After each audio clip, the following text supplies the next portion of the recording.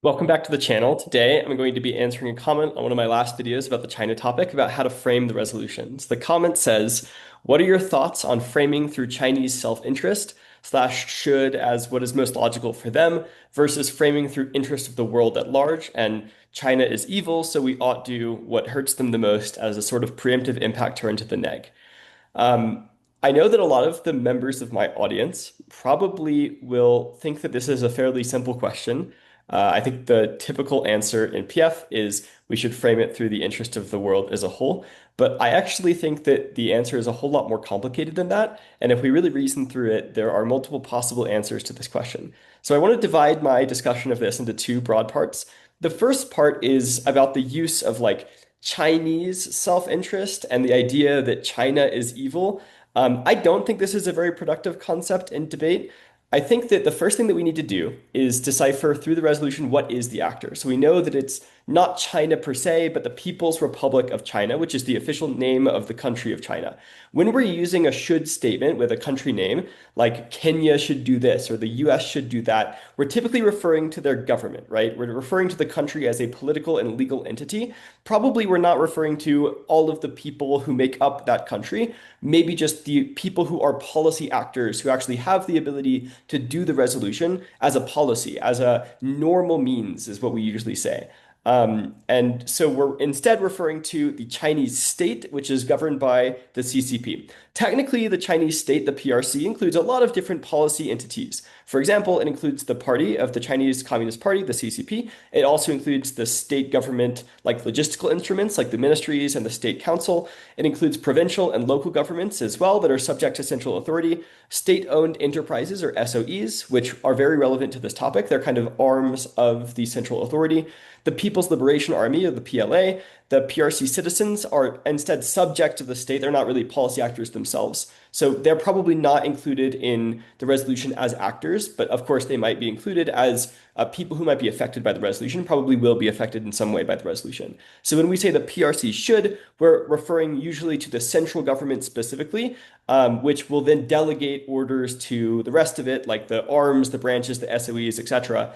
But the resolution is probably, if we're really being germane, is probably most accurately referring to just the central authority of the CCP. So a few conclusions from this. First, I want to say, given that it's not referring to like the people of China, we're not really talking about like Chinese interest or anything.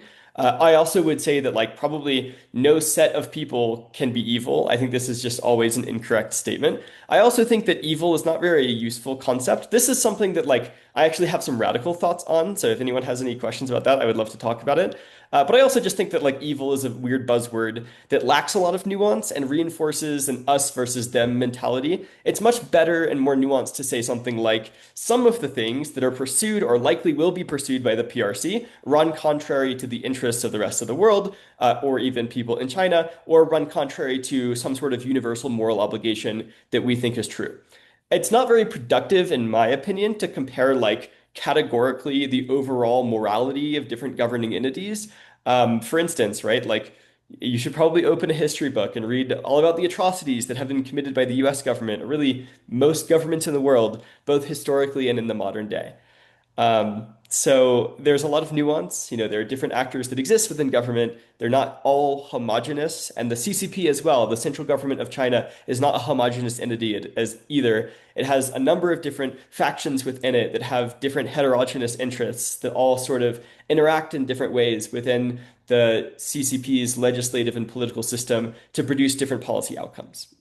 Okay, the second way that I want to discuss this question is really the core of the question, which is how we interpret statements like this that have a particular actor that is not maybe the US federal government like we're used to, and if we should be interpreting them as more proximate to the interest of that particular actor circumstantially, or if we should be interpreting them as like a third party looking upon the world who wants like the greatest good for the greatest amount of people, like classic utilitarian philosophy.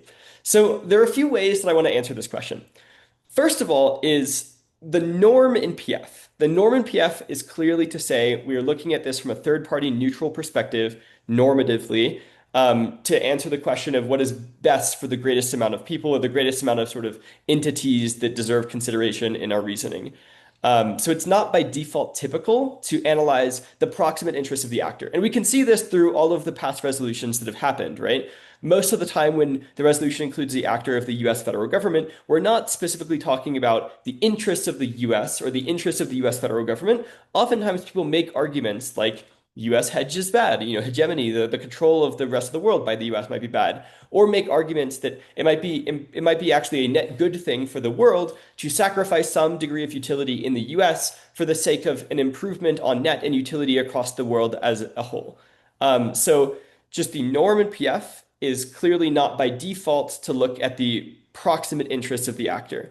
However, this is a little bit complicated by a few other things. One is that this is actually a norm in a number of other debate events, which demonstrates that it could be a logical possibility.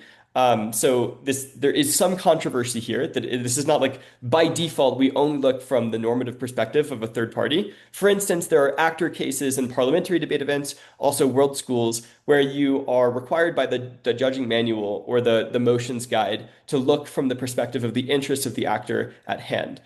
Even in these resolutions, however, or these motions, there are a lot of interpretations of should. For instance, I would say the most common interpretation of it is that this actor has some reason to act in this way. And that reason could be self-interest, or it could be some obligation that contravenes against self-interest in some way. Again, there might be utilitarian obligations or other such obligations that we should consider from an ethical perspective that still tie into the word should, even if we're looking at the proximate actor and their circumstances that they occupy. The last thing that complicates this puzzle is linguistics. I would actually make the argument that there are lots of ways in which the word should in day-to-day English language is proximate to the actor that starts the statement, the subject of the statement. Language is descriptive, and so if there are these cases where most people agree that this is what should means, then that is what should means. That's sort of how language works. So some good examples of this. I think the best example I've come up with is like if we're talking about a chess game, right? And we're like, in this position, Magnus Carlsen should play this move, knight to e6 or whatever it might be. Then clearly what we mean by that is it is best for the interests of Magnus Carlsen, the chess player, to play this move. And this is most likely to get him what he desires, which is a win.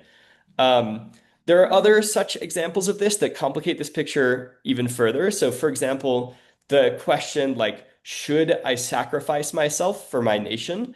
Or like, should I sacrifice myself for my nation, even if I don't want to? Those questions are complicated because I think the tendency naturally, the intuition is to answer those questions with a mixture of different arguments, a mixture of attention to the particular interests of the actor and a mixture of particular attention to maybe the obligations that the actor holds to other people around them. So there's like a revealed preference argument, like, maybe given the evidence that we know about this actor, we know that they probably don't want to do this, and it would not be in their best interest to do this, perhaps, for other logical reasons. So therefore, they should not, or they do not have the obligation to do this, versus universal kind of ethical obligations. Like, yes, they ought to do this because it follows some sort of morally binding principle, some sort of imperative that all people under these set of circumstances would be bound by. So I think that one way to divide this is I think there's kind of four ways that we can interpret should statements that follow a particular circumstantial actor. The first one is the desires of the actor. So what does that actor actually want to do? So for instance, in this case, it would be like the PRC wants to do this, therefore this is what they should do. This one is probably not going to pop up very much in PF, but is worth mentioning because it's different from the second one, which is the actual interests. It might be that you desire a particular thing that is against your self-interest. This becomes a little bit complicated because like different philosophers think that maybe what you desire modifies the utility that you get out of pursuit of different things. For example, right, like preferences. Like if I have a preference for a certain fruit over another one, then my desire for that fruit might actually modify its utility to me. It's the goodness that it produces when I go and consume it, for instance. And the argument of a lot of philosophers is that this is true for like a lot of things that are even a little bit more intangible. Like maybe someone has a preference for privacy or a preference for certain freedoms over other things that affect them, like differences in their security. Maybe people have preferences for certain risk or preferences for certain experiences and certain ways of living their lives that are things that are harder to measure from like sheer utilitarianism when we're only looking at happiness or pain, but might also sort of affect happiness and pain as well, right? Like preferent people would experience different types and different degrees of happiness based on their individual desires. So it is still something that might matter to us. However, it is different from the second point, which is the actual objective interests of this person. This is a whole lot harder to measure because it's hard to know what the person actually has interests in. But this would be saying like it is factually in the best interest of the PRC to do this, even if they don't want to, even if they don't know this, right? Even if they don't think it is in their best interest. I know something they don't, or they have some sort of bias that prevents them from knowing this. A good example of this is like sometimes people are irrational in their decision making based on specific desires. Maybe they should not have a desire for something.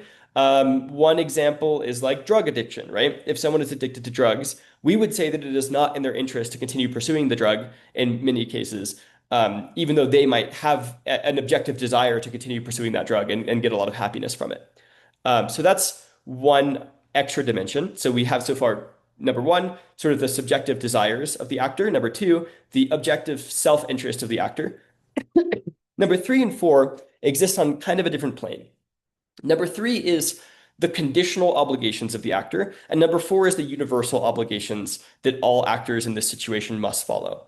So conditional obligations means it stems from who the actor is, like what the identity of the actor is in this case. So another way of saying this is like it would be wrong for the PRC not to do this. For example, maybe they have some sort of social contract as a result of being the PRC. The thing that makes them the PRC is that they are a governing body that has like that is oriented toward doing things that help the Chinese people who are their subjects. And so if they don't do that, then they sort of infringe on some of their contractual obligations, maybe, by virtue of them being the PRC. This can also be framed as something constitutive. So a good example of the use of should as a constitutive element is if I say something like, a hammer should be effective at hammering nails. That would be seem to stem from the definition of a hammer. Another argument would be another statement like this would be like machines should be oiled, assuming that this machine does its machine things better if it is oiled or might break if it's not. Obviously, like, what does this actually mean? This only means something relative to the definition of the task that the machine was built to do. So you could frame the PRC as a machine. It is built to perform a certain task, that task being fulfilling the interest of the collective Chinese people who are the subjects of the PRC. And so perhaps there is something constitutively wrong about the PRC doing something that infringes on the interests of its subjects. That's possible. The fourth one is universal obligations. So this is something like it is for the best that this happens, right? It's no longer talking about the identity of the actor. It's talking about what is best in the world, what makes the world the best place, what produces, for example, the most utility in objective terms. Utilitarianism is one such universal obligation. And these are arguments that I think are mostly utilitarian, I guess. It's hard to imagine other examples, but I'm sure they're out there. But might constrain an actor's like what an actor should do in any circumstances. Okay, so with that out of the way, I think that my analysis is that you should probably err toward using layer three or layer four, so the conditional obligations or the universal obligations. A lot of philosophers do seem to say that the word should is bound up in some sort of moral, has some sort of moral quality, right? Descriptively, it has evolved to contain this moral quality.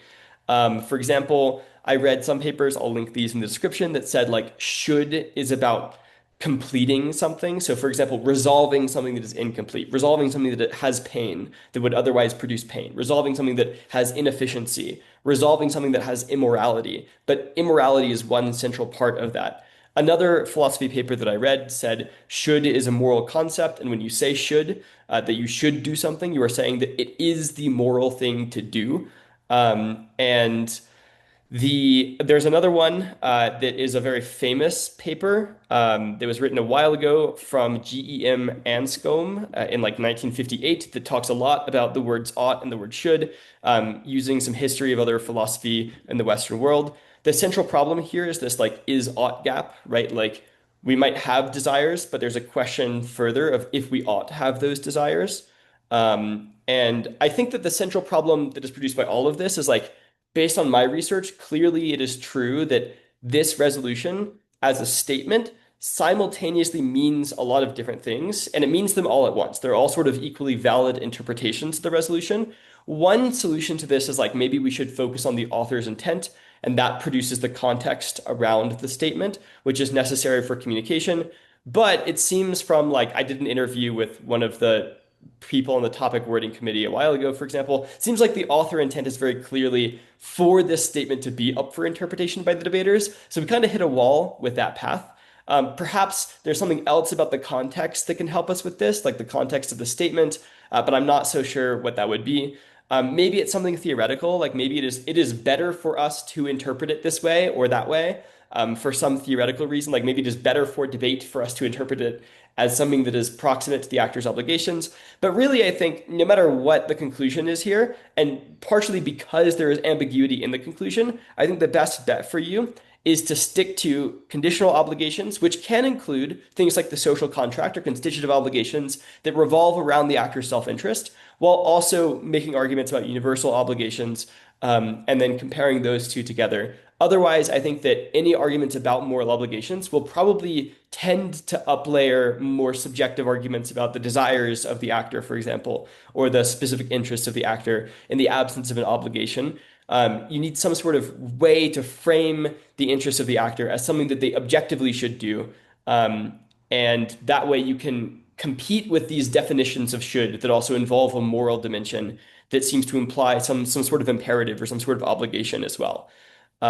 So that's my analysis of this topic. I do, again, think that there are lots of dimensions to this, many more than the average PFer probably thinks. Like, I think that the tendency for the average PFer, upon looking at this resolution, is just to immediately go to layer 4 about universal obligations and just go for utilitarianism over and over again. But I think there is something else to the word should when it involves a particular actor. And there might be some interesting arguments to be made that a lot of people are not ready for about the categorical obligations, the obligations that stem from the constitutive identity, or the characteristics of the actor as well. So I would be interested in hearing some of your thoughts and some of the arguments that you might have thought of along those lines. I also think that this is somewhat intuitive to a lot of judges who are not as baked into the norms of PF. There's something about like the norms of PF also unfortunately produces some instances of irrationality. Like sometimes the people who are deepest in the event have conclusions that actually skirt rationality because they are too influenced by the norms and what tends to happen. So they actually have their own is-ought fallacy, where they believe that because this is how PF is done, that is therefore how PF should be done. And so you might actually have some more sympathy from lay judges who are not as embedded in the norms, but I actually think it is a deeply rational argument to make arguments in this topic about the self-interest of the PRC, especially as obligations. So let me know your thoughts in the comments. I hope that you learned something new from this, and I hope that you hopefully have, if you are like a long-term PF or a PF judge, that you question some of the assumptions that you might have around the word should and the way that these topics should be debated. So I will see you next time. Bye bye.